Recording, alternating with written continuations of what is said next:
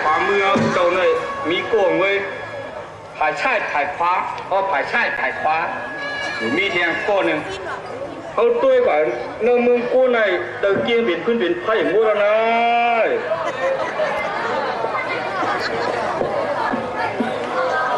เด็ดไม่อะไรเขาก็เลยถมมันมั้ง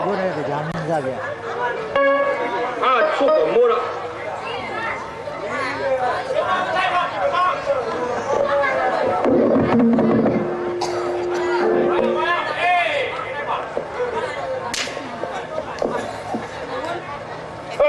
ดูช่างเลยดูขึ้นมาเมื่อกี้แล้วนะดูเขาดูจะมาเขาดูช่างป่าคู่มานุ่งมันตึกถั่วเขาเลยเจอเห็ดผายไช่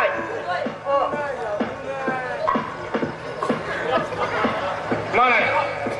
นั่งรู้ยังขย้อนเช่เขาฮะขย้อนเช่เขาย้อนยังกูย้อนเช่เขาเช่กันนั้นทำดูเลยเขาย้อนกันนั้นเคเนี่ยกันนั้นเช่เขาว่าขย้อนเคที่เลยนะเช่ดีเลยเขาจะเขาได้ทางชูอย่าเป็นมือชั่วชูมือชั่วเนี่ยอะไรอ่ะข้ามใครโค่นเนี่ยครับใครจะได้ไม่แค่นั้นครับเมื่อกี้เขาทำขายแค่ของนายยำก็เต้นะเจ้าเขาลากันอันตูหมานมากค่ะลากันตูหมานมากค่ะลากันอันตูหมานมันอันเมียนกันนั้นมันเขากันนั้นมันอ่ะอันตูปอกมันเขาอันตูปอกนี่น่ะแบบมือมากินน้ำลายอันค่ะน่ะแบบหนึ่งสอง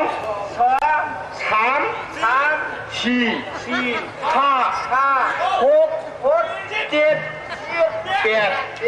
เก้าสิบชิปเลย1 2 3 4 5 7 8 9ชิปนั่นก็ชิปก็เป็นโซนนึ่งเลยต่อถึงโซนในใครโทษตัวแล้วทั่วซึ่งบอกก็โทษนะทำตัวเด็กบอกพันเนาะบอกนึ่งต่อเพียวโซนในใครโทษตัวแล้วทั่วบอกอ่ะเฮ้ยเรื่องเมืองก้นเนี่ยสุเหตุการณ์ลงหลีมาตึงละสุบมาแถวเมืองเขียวน่ะ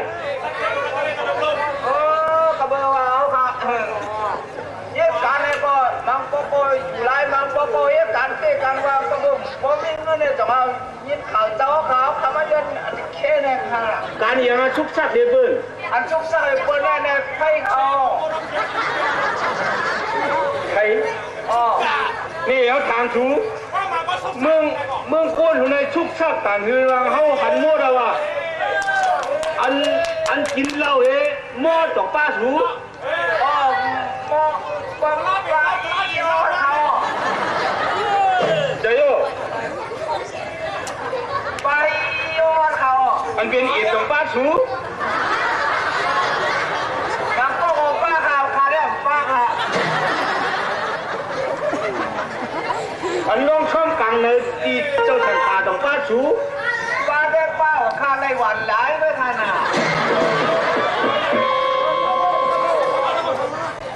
เดี๋ยวว่าเป็นนั้นว่าห่มลงมือทิ้งมือก้นอยู่ในชุกชักเนี่ย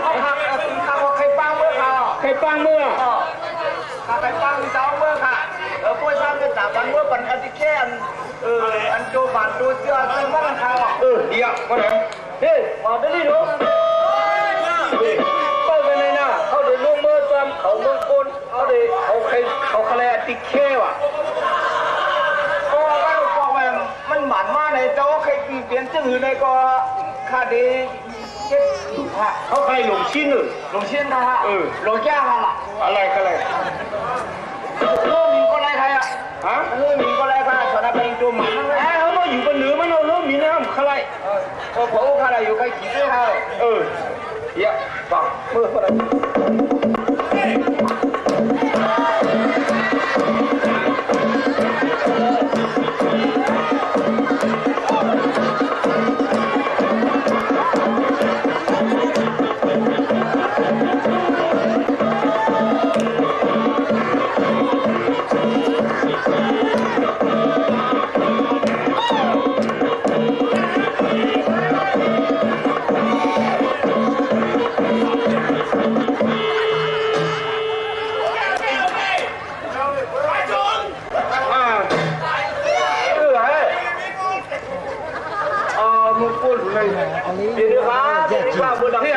มึงก็ถึงไอ้ชวนกันนี่ถุนเอาเป็นอีดา ในเธอมันมีพักมีเมียดเขา มีพักมีเมีย บางอันก็จะมีเมียดเขา อันมันว่าดูโรซี่เด็ดตีมาซีวุ่นนะเนี่ยนะเป็นพระเขาเป็นอันจันอันยันเรื่องปะอันยันรถโชมืออ้อมเจอประกอบสักกค่ะ จะเอาเป็นคุณชิกยาคุณชิคกี้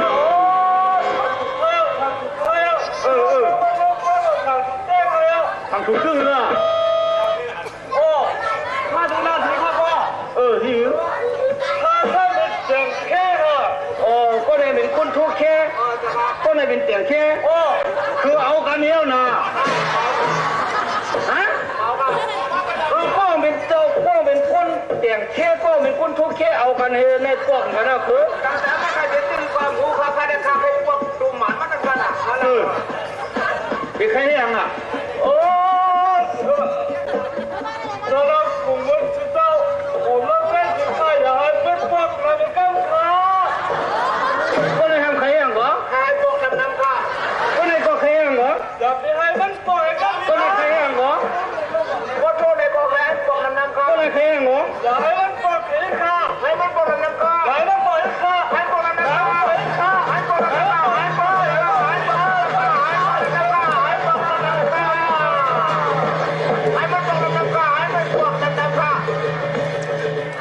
จับเตียง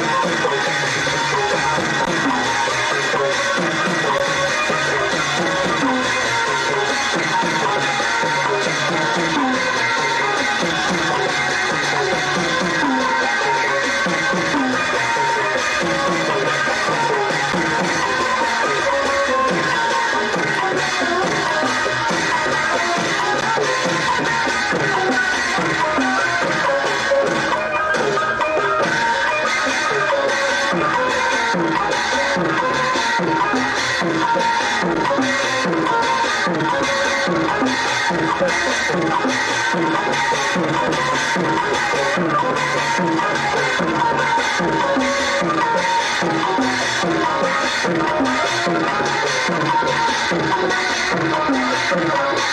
you.